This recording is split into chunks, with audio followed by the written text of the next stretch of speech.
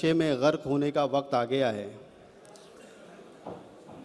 اب وہ وقت آ گیا ہے کہ ہم ہمارے معزز شعراء کو یہاں پر آواز دیں اور انہیں سنیں۔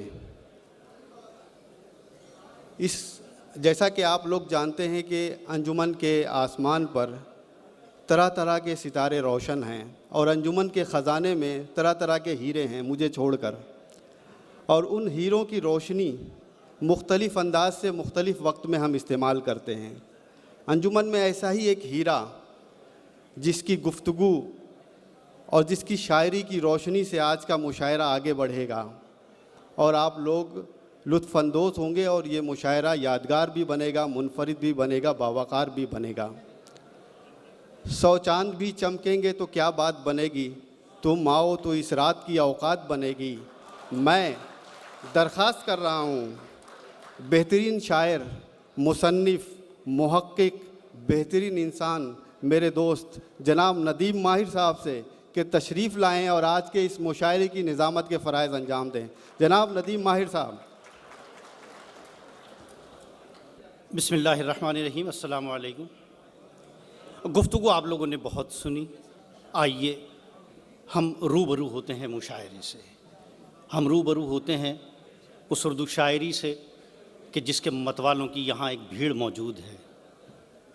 آپ لوگوں کا اشتیاق آپ لوگوں کی آنکھوں سے ہم پڑھ رہے ہیں، اور آپ کا انتظار، کسی شاعر نے کہا تھا کہ بجائے سینے کے آنکھوں میں دل دھڑکتا ہے، یہ انتظار کے لمحے عجیب ہوتے ہیں۔ آئیے ہم ان انتظار کے لمحوں کو ختم کرتے ہیں۔ آج کا یہ جشن اردو ہے، انجمن محبان اردو ہند کا 12واں سالانہ عظیم الشان مشاعرہ آپ کی خدمت میں لے کر انجمن کے عہدیداران اور اراکین یہاں موجود ہیں۔ ہمیں فخر ہے کہ ہم ایسی سرزمین پر موجود ہیں کہ جس کی دور اندیش قیادت صاحب سمو امیر شیخ تمیم بن حمد بن خلیفہ آل ثانی فرماتے ہیں، اور جن کی قیادت پر ہمیں ناز ہے۔ میں چاہتا ہوں کہ ایک مرتبہ ڈھیر ساری تالیاں ان امیر محترم کے لیے، اور اس سرزمین کے لیے کہ جہاں پر ہم اتنے امن، سکون اور چین کے ساتھ موجود ہیں۔ آج ہم بات اردو شاعری کی کریں گے، آج ہم بات تہذیب اور ثقافت کی کریں گے، آج ہم بات مشاعرے کی کریں گے۔ مشاعرہ دراصل چند قطرے شہد سے کسی کھارے سمندر کو میٹھا کرنے کا نام ہے۔ آج کے اس زہر آلود ماحول میں تھوڑی دیر کے لیے محبتوں کی کوئی شمع جلا دی جائے، اسی کا نام شاید مشاعرہ ہے۔ چونکہ یہ اردو زبان ہے، یہ میر کی سہیلی ہے، یہ غالب کی دوست ہے، یہ مومن کی ہمجولی ہے، یہ داغ کی الہڑ محبوبہ ہے، یہ اقبال کی فکر ہے، ساحر کی نظم ہے، شکیل کا گیت ہے۔ یہ اردو زبان ہے۔ یہ زبان احترام آدمیت کی زبان ہے۔ کسی نے کہا تھا کہ محبت نام رکھوں گا، نہ خوشبو نام رکھوں گا، اگر بیٹی ہوئی میرے تو اردو نام رکھوں گا۔ آئیے ہم اسی اردو کے ماحول میں آپ کو لیے چلتے ہیں، لیکن ہم چلنے سے پہلے آپ سے ایک بار یہ ضرور چاہیں گے کہ دوحہ قطر کی سماعتیں پوری دنیا میں اپنی ایک چھاپ چھوڑ چکی ہیں۔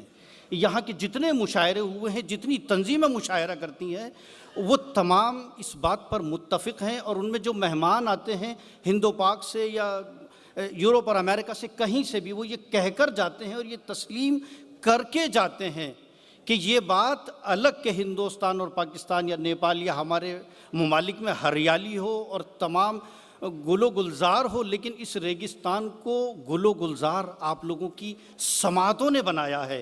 ہم یہ چاہتے ہیں کہ ہمارا یہ بھرم قائم رہے، آپ کے اور شاعر کے درمیان رابطہ برقرار رہے۔ آپ شاعر کو نوازیں گے تو یقیناً یہ آداب ضیافت کے بالکل عین مطابق ہوگا۔ اگر آپ شاعر کو ضیافت نہیں کریں گے تو یقیناً یہ خلاف مہمان نوازی ہوگا۔ آئیے بلا کسی تمہید کے ہم دوحہ قطر کی جانب چلتے ہیں، مقامی شاعروں کی جانب چلتے ہیں۔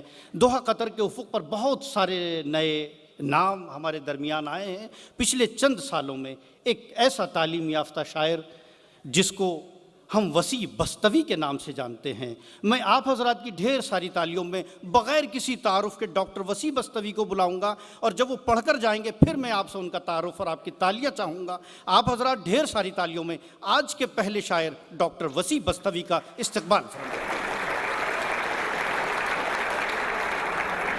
جی ڈاکٹر وسیع بستوی صاحب، آپ سے ہم کلام ہیں، آپ حضرات سے گزارش ہے